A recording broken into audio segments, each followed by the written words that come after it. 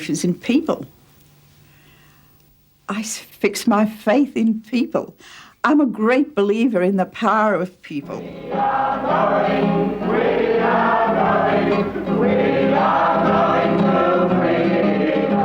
Ladies and gentlemen, Mrs. Faith Bandler.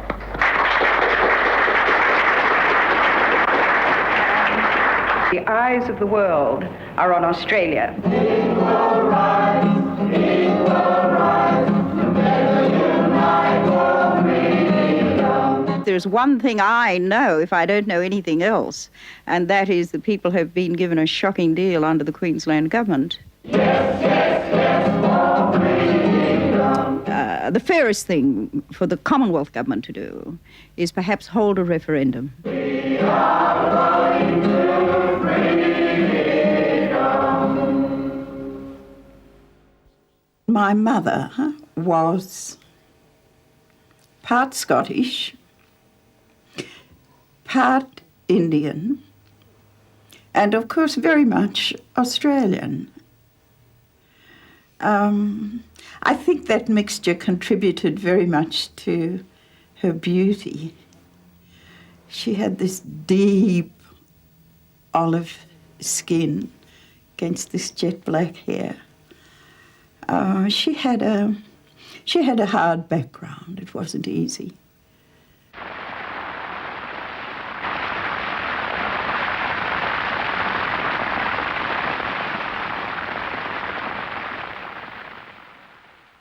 I don't remember my father awfully well because I was awfully small when he died. He was born on the tiny island of Ambrym, which makes up the islands of Vanuatu. He was kidnapped and brought to Australia as a child of 13 years old.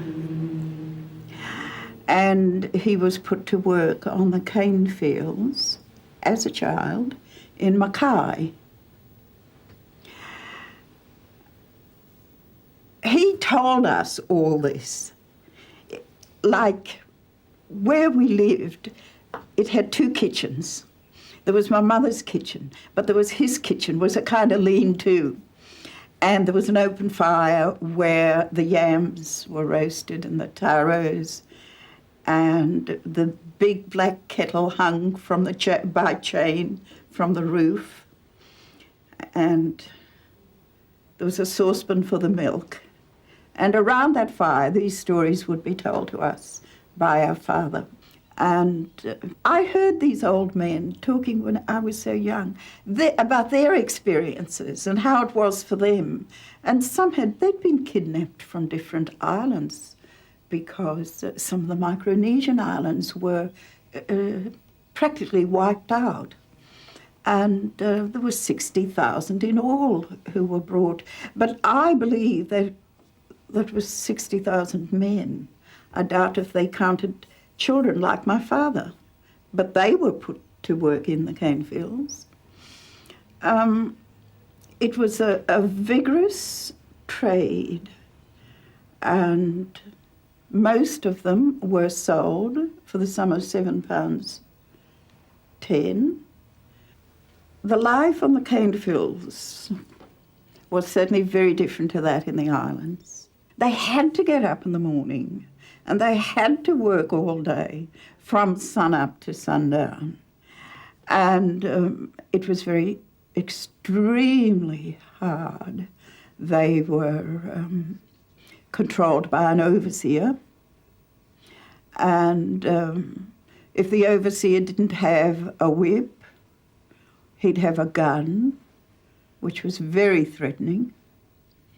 And the people, of course, knew what guns were about by the time they'd left the ships, because many had been fired on in the hull. Women worked also, and women had their babies in the cane field. Pregnant women worked there and worked as hard. They were kept out in the sun all day. It wasn't anything but an easy life. And at first, of course, they were never paid. When my father came in the 1880s, they weren't being paid anything. they were looked upon like the horses and the equipment of the farms. They were part of the equipment, and they were owned. But they died in great numbers, and I'm sure that many of their illnesses was caused by malnutrition, and they were buried in a common grave, which they had to dig. And I recall clearly the old men telling us these stories on a Sunday when they'd come to our places. I was a child, and they'd talk about how bad it was to have to dig the grave of your own people. The trade stopped at the turn of the century. It was stopped mainly because of a public outcry. It would not have been stopped otherwise. And then deportation took place, and the people were rounded up to be sent back. Now, my father wasn't sent back because by then he'd married my mother and had a family, and those who were married were permitted to stay. So he married your mother while he was still working in the No. He'd escaped, and he'd left the north and had come down to the Tweed when deportation began to take place. He got a farm going. He didn't like the idea of going around knocking on doors selling fruit and vegetables. So he got a banana farm going right up in the hills on the north coast of New South Wales. Is that where you were born? Yes.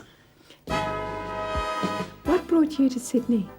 I always had a yen for bright lights. I always thought about going to concerts in the town hall. I never ever believed I would when I was a very small child. I would read about them. And when I actually had the opportunity to do that, it was wonderful. I met my husband at a concert in the town hall. Changed my life. How old were you? I was old enough to join the Women's Land Army. And I can tell you, that was an experience in itself. The work was hard, but of course I was young and physically strong, just so strong I was. We were moved from one town to another to harvest the fruit or the vegetables, whatever it might be. We were paid poorly, less than the males who were working there or who were managing us. It was camp life with camp discipline. Didn't suit me one iota. I think one of the good things about spending those 3 years in camp with the other women was the friendships that had developed. I think the sad thing about the Land Army girls' part in the war, that there was never any acknowledgement afterwards. There was, they weren't considered a force. They just merely filled in while the men were away. When the men came back for their jobs, the women were forced to go and find something else. And so when the war was over, I came back to Sydney, and well, after that I became rather politically involved in what was happening in the world. Anyhow, it was about this time that I got involved with the Margaret Walker dance group, and she had created a lovely dance that revealed the discrimination against Aboriginal people. And then she took that, she made up her mind to take that dance to a festival in Berlin. And so I went off to Europe as a dancer. Would you believe? It's crazy, isn't it? So I went off to Europe. And I went, and actually through Western Europe as well as Eastern Europe. And I went to see the Dachau concentration camp. And I saw Europe 5-6 years after the war, and it had a very deep impact on my life. I couldn't believe that as I walked around Berlin or Warsaw Budapest. I might well be walking over so many bodies buried beneath the rubble. Terrible, just dreadful. Anyhow, I came home and Hans came back from Tasmania, and in 1952 we got married. And when we got married, I moved to North Sydney, and North Sydney was lovely then. It was a village. I had my daughter while we lived there, and she had her first 2 years in North Sydney. The first organisation I was involved in to change government legislation was a state organisation called the Aboriginal Australian Fellowship. And this woman, Pearl Gibbs, she and I founded it jointly. Pearl, you see, the Aboriginal people in New South Wales were totally controlled by the government. They were locked away on reservations. When I say locked away, they couldn't move in and out without the permission of what was known as the Aboriginal Welfare Board. And Pearl's one ambition was to demolish that board. She had sat on it and represented her people on it.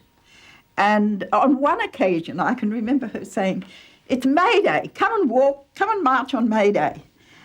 And I said, "Too right."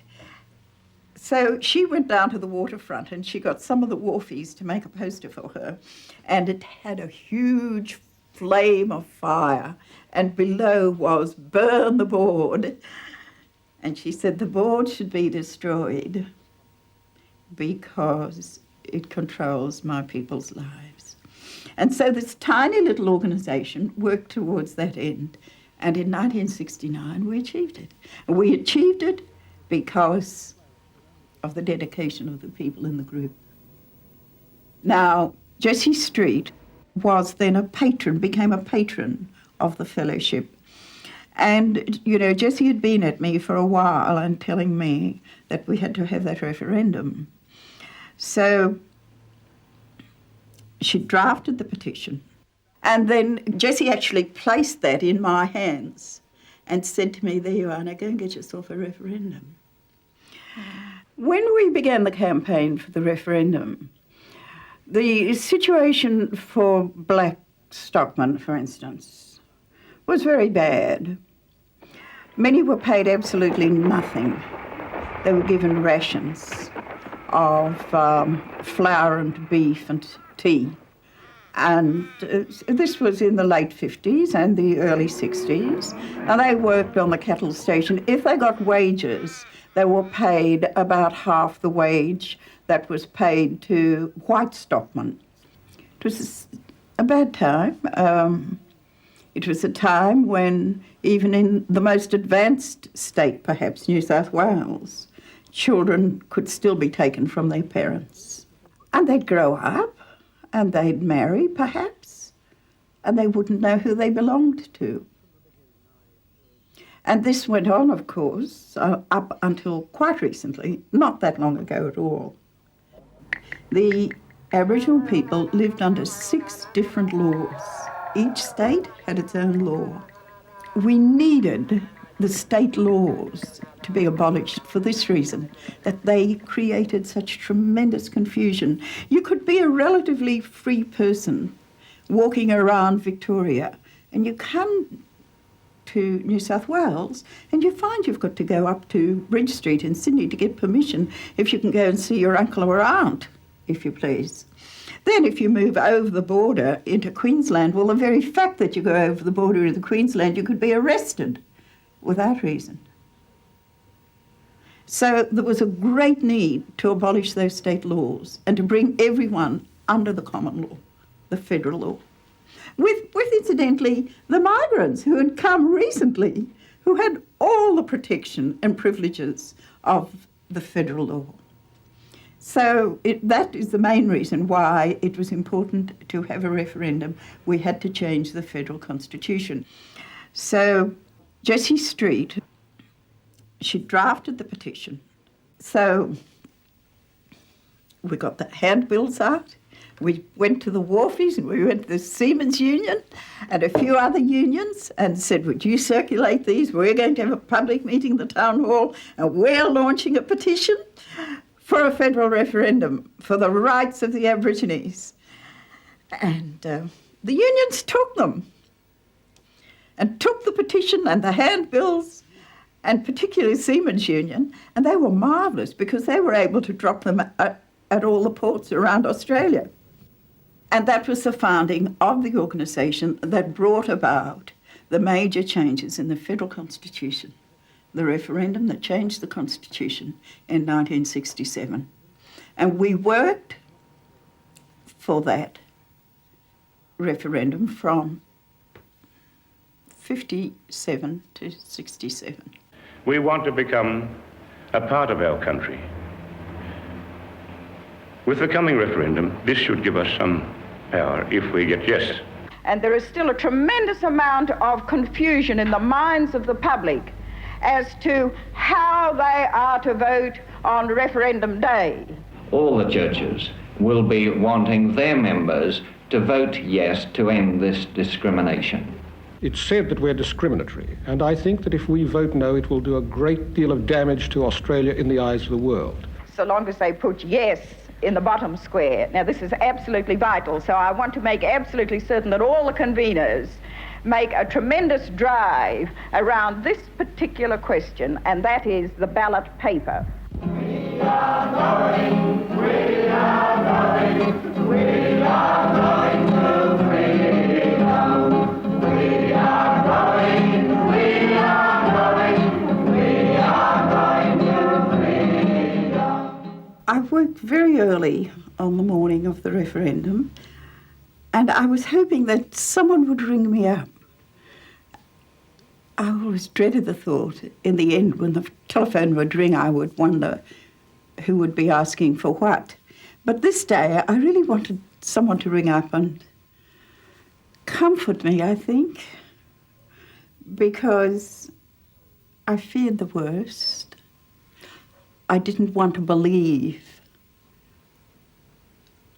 what we wanted would come about. I was afraid of the disappointment would be very difficult to cope with, you know. I just felt I couldn't cope with the disappointment of the referendum not being carried.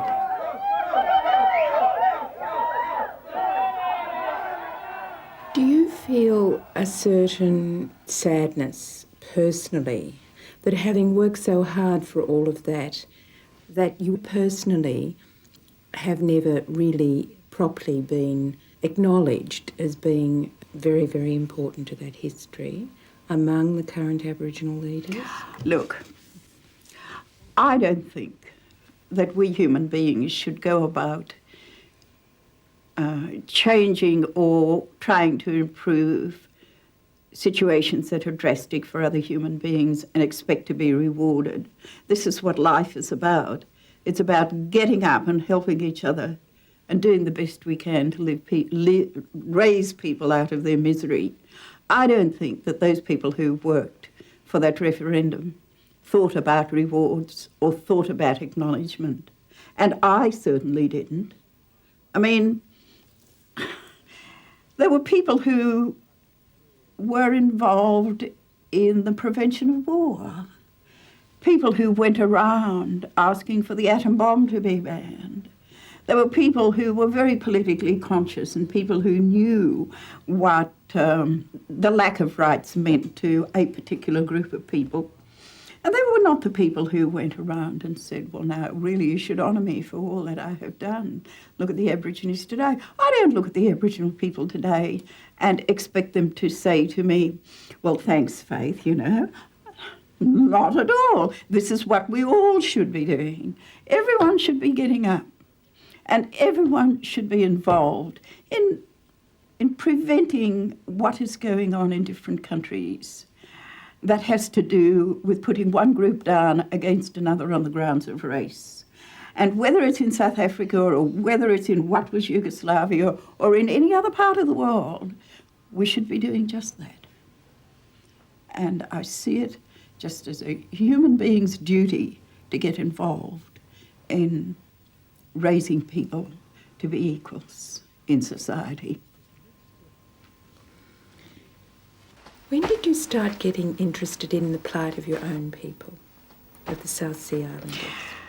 I became interested in my own people after the referendum, and I discovered that some of them were fronting up as Torres Strait Islanders or as Aborigines in order to receive those benefits which flowed on as a result of the referendum. And I was very saddened by that. And I feared that they would lose their identity. They were in this country through no choice of their own. And the very fact that they have suffered all the racial discriminations that the Aborigines have had places the islanders in a very special category. They are perhaps the most deprived of all groups now in Australia. And they have been deprived equally as much socially as the Torres Strait Islanders and the Aborigines. So we formed a National Council of Islanders. But it was, as I said, it was because I could see that they would become other than what they were. That got me involved. And I don't want to be involved, you know, now. And then, of course, there was the Royal Commission into Human Relationships. And together with a friend, I made submissions on behalf of the island people. And the findings were that they should receive all the benefits that the other two groups receive, except land rights, of course. You actually went back to visit Ambrym, the island that your father had come from. What did that visit mean to you? Could you tell us about it? Well, it was quite an experience for me to go and find my father's village. First of all, I'd spent all those years of my life working for the rights of Australian Indigenous people. And then in the early 70s, I thought, well, you know, enough is enough. I want to do something now that I've always wanted to do. And that was, in some way, record the story of the life of my father. And that in itself was quite an emotional experience. I didn't think it would be. I thought it would be quite romantic.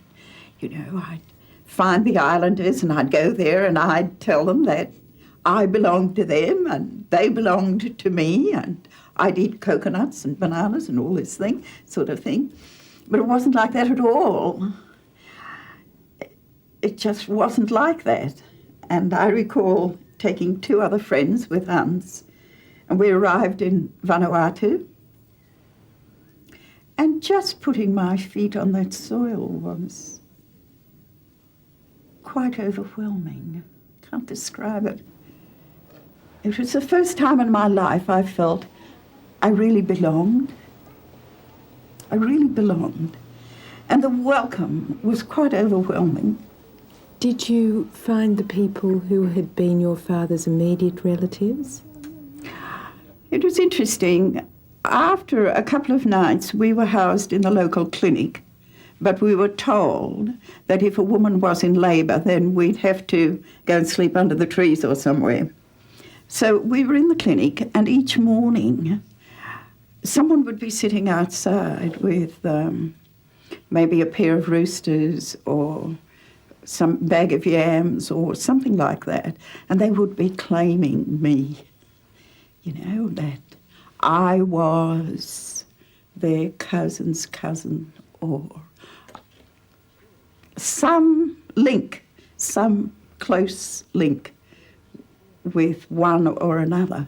But then finally they decided they'd really found the right person, who really was my brother. Married? Well, it wasn't, of course, but it was, because he was in direct line with my father in the tree, as they said. And I found that, I can't tell you, it made me feel that I'd never felt I'd belonged quite as much as I belonged to this group of people. Now you've got a new grandchild, a brand new grandchild. What do you hope for the future for that child?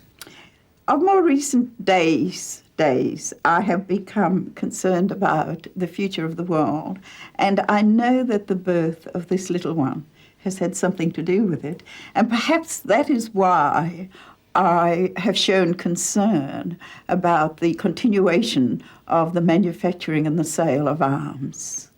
Because if we go on doing that, we're going to destroy ourselves. And I think in all fairness to my granddaughter and a million or a billion others of her age, they deserve a decent world to grow up in. And we owe it to them. We are going to